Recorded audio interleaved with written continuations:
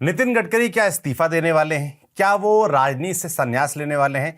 इस तरह के कयास आज सुबह से सोशल मीडिया से लेकर सड़क तक लगाए जा रहे हैं। एथेनॉल E20 का मसला हो या फिर हाईवेज के आए दिन टूटने फूटने की खबरें हो, नितिन गडकरी आए दिन खबरों में बने रहते हैं। उनके मंत्रालय के कामकाज पर सवाल उठते रहे हैं। फिर इस बीच केंद्र की मोदी सरकार के मंत्रिमंडल में कथित रिशफलिंग की खबरें भी आसमान में तैर रही हैं। बीजेपी की नई टीम जो संगठन वाली आई, उसमें तमाम नए चेहरे देखने के बाद यहां भी कयास लगाए जाने लगे कि क्या मंत्रिमंडल में भी ऐसा बदलाव देखने को मिलेगा? क्या गडकरी जैसे सीनियर चेहरों की विदाई का वक्त आ गया है?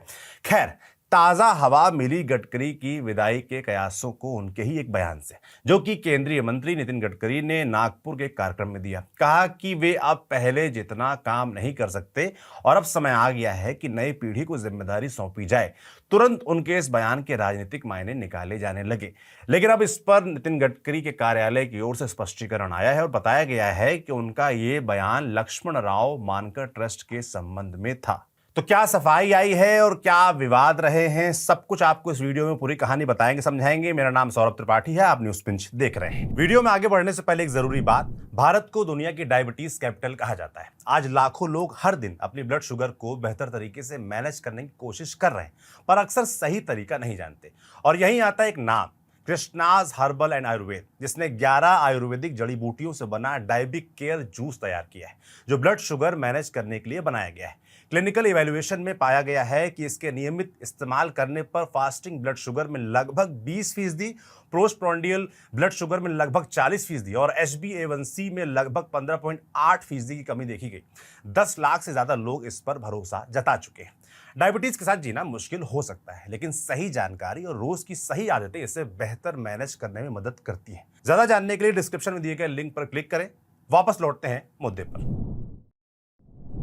सबसे पहले जो सफाई जो आई है मंत्रालय की तरफ से, वो आपको बता देते हैं। नितिन गडकरी के कार्यालय ने स्पष्ट किया है कि गडकरी के बयान के कोई राजनीतिक मायने नहीं है। कहा कि गडकरी लक्ष्मण राव मानकर ट्रस्ट के बारे में बात कर रहे थे। ये उनके द्वारा ही बनाया गया एक संगठन है और आदिवासी इलाकों में एकल विद्यालय चलाता है। इसी संदर्भ में गडकरी ने कहा था कि वे अब इसके लिए ज्यादा काम नहीं कर पाते हैं। इस ट्रस्ट के संदर्भ में उन्होंने कहा था कि अब नई पीढ़ी को जिम्मेदारी लेने का मौका दिया जाना चाहिए। नितिन गडकरी कार्यालय ने स्पष्ट किया है कि उनकी ये बातें साफ तौर पर ट्रस्ट के कामकाज और भविष्य के नेतृत्व से जुड़ी थी। इसके कोई राजनीतिक मायने नहीं है। अब राजनीतिक मायने क्या है क्या नहीं, ये तो खैर भविष्य में सामने आएगा, मगर एक बयान, फिर कयासों की बाढ़ और उसके तुरंत बाद सफाई आने के भी कुछ मायने हैं। इसे भी समझना चाहिए। जैसा कि हमने पहले ही कहा कि गडकरी लगातार खबरों में रहे हैं। हाल में कई ऐसे विवाद और घटनाएं हुई जिनके कारण गडकरी निशाने पर है। थोड़ा उनके बारे में भी आपको बता देते हैं। सबसे ज्यादा चर्चा तो एथेनॉल और E20 वाला मसला ही रहता है। भारत ने 20% एथेनॉल वाला E20 पेट्रोल तेजी से लागू किया और 2025 में ये देश भर में समान पेट्रोल बन गया। विवाद ये उठा कि 2023 से पहले बनी कई गाड़ियां मूल रूप से E20 के लिए डिजाइन नहीं थी। लोगों ने माइलेज कम होने, रबर प्लास्टिक पार्ट्स पर असर होने और लंबे समय में इंजन डैमेज की आशंका जताई। साथ ही सवाल उठा कि ऐसे वाहन मालिकों को E10 या E0 पेट्रोल चुनने का विकल्प क्यों नहीं है। सितंबर 2025 में सुप्रीम कोर्ट ने E20 रोल आउट को चुनौती देने वाली याचिका हालांकि खारिज कर दी थी, लेकिन बहस खत्म नहीं हुई। अगस्त 2026 में चीफ इकोनॉमिक एडवाइजर ने पुराने वाहनों के लिए E10 वापस लाने की बात तक कही।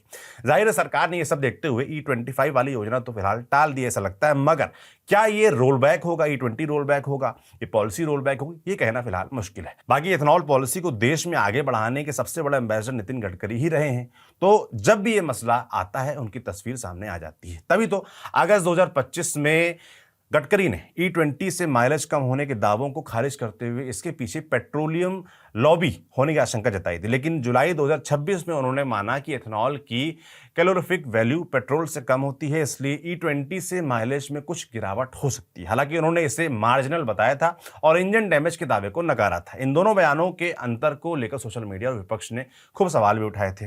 फिर सितंबर 2025 में कांग्रेस ने आरोप लगाया कि गडकरी एथेनॉल को एग्रेसिवली प्रमोट कर रहे हैं, जबकि उनके बेटे निखिल गडकरी और सारंग गडकरी एथेनॉल कारोबार से जुड़ी कंपनियों सियान एग्रो और मानस एग्रो से जुड़े हुए हैं। कांग्रेस ने इन कंपनियों के रेवेन्यू ग्रोथ और एथेनॉल पॉलिसी को जोड़कर कॉन्फ्लिक्ट ऑफ इंटरेस्ट का आरोप लगाया था। हालांकि नितिन गडकरी ने इसे खारिज करते हुए साफ तौर पर कहा था कि एथेनॉल की खरीद, कीमत और ब्लेंडिंग पॉलिसी पेट्रोलियम मिनिस्ट्री के अधिकार क्षेत्र में है, उनके मंत्रालय के अंतर्गत नहीं आती और उनके परिवार के एथेनॉल प्रोडक्शन देश के कुल उत्पादन का बेहद छोटा हिस्सा है। और अब तो इथेनॉल कंट्रोवर्सी सिर्फ गाड़ियों तक सीमित नहीं है। आलोचकों ने सवाल उठाया है कि बड़े पैमाने पर चीनी, गन्ना और मक्का और चावल को इथेनॉल में लगाने से फीड प्राइसेस, जो खाने पीने की जो कीमतें हैं उन पर और पानी पर दबाव बढ़ सकता है। 24 अगस्त 2026 को अरविंद केजरीवाल ने E20 पर हमला करते हुए माइलेज और इंजन के साथ ही जो शुगर प्राइसेस है उनका मुद्दा उठाया था। जानकार कहते हैं इसी बीच कि जो ग्रेन डाइवर्जन हो रहा है उसकी वजह से और जो वाटर कंजम्पशन है उसकी जो बहस चल रही है उसको भी लगातार पुश मिल रहा है। सरकार का कहना है कि फूड सिक्योरिटी से समझौता नहीं हो रहा है, जैसे कि आरोप लग रहे हैं, चाहे चावल को लेकर हो, चाहे मक्के को लेकर हो, चाहे चीनी को लेकर हो। उनका कहना है कि केवल जो सरप्लस फीड स्टॉक है सरकार के पास, उसका जो चावल खासतौर पर है उसका इस्तेमाल किया जा रहा है। इथेनॉल के इतर इस बीच कई हाईवेज में धांधली, कमजोर बनावट और टूट फूट की शिकायतें और आरोप लगते रहे, जिसकी वजह से भी नितिन गडकरी आलोचकों के निशाने पर रहे। 1 जुलाई 2026 को याद करिए, दिल्ली देहरादून इकोनॉमिक कॉरिडोर की रोड सरफेस का हिस्सा धंस गया। NHAI ने कहा कि बारिश के बाद लोकल जलभराव और परमानेंट जो क्रॉस ड्रेनेज सिस्टम है वो पूरी तरीके से चालू न हो पाने के कारण ऐसा हुआ। सड़क जल्दी रिपेयर कर दी गई, लेकिन नए और फ्लैगशिप हाईवे प्रोजेक्ट में ऐसी घटना ने ड्रेनेज डिजाइन और कंस्ट्रक्शन क्वालिटी पर खूब सवाल खड़े किए। ये चल ही रहा था कि लगभग 4200 करोड़ के लखनऊ कानपुर एक्सप्रेसवे के शुरू होने के कुछ ही दिनों बाद बड़े बड़े गड्ढे होने और फिर रिपेयर वर्क के वीडियो सामने आने लगे। विपक्ष ने इस पर भी कंस्ट्रक्शन क्वालिटी पर सवाल उठाया, जबकि NHAI ने शुरुआत में कुछ काम को बताया कि तो मेंटेनेंस चल रहा है।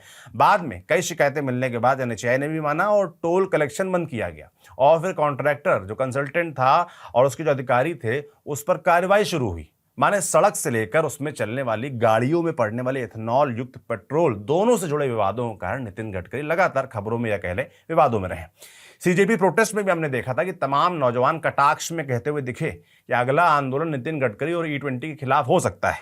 और इसी बीच नितिन गडकरी का वो नागपुर वाला बयान जो आज वायरल हो रहा है वो सामने आ गया, तो जनता ने सब कड़ियों को जोड़ा और कयास लगाने शुरू कर दिए कि क्या वाकई नितिन गडकरी साहब जाने वाले हैं।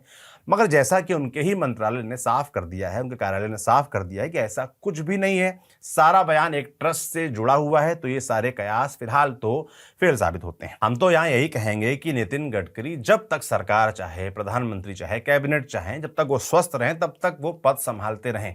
मगर जो शिकायतें हमने ऊपर गिनाई उन पर उनको तेजी से काम करना होगा, चाहे इथेनॉल का मसला हो या सड़क का। सब पर जनता के बीच जो अविश्वास फैला है, जो खबरें लगातार आई हैं, उसका कुछ हल तो उनको निकालते दिखना पड़ेगा, जवाब देते उनको दिखना होगा, तभी शायद जनता को भी बेहतर महसूस हो। बाकी आप नितिन गडकरी, उनके मंत्रालय के कामकाज के बारे में क्या सोचते हैं, कमेंट बॉक्स में लिखकर जरूर बताइएगा। मेरा नाम सौरभ त्रिपाठी है, कैमरे के पीछे सुधांशु है। देखते रहिए न्यूज़ पिंच। शुक्रिया।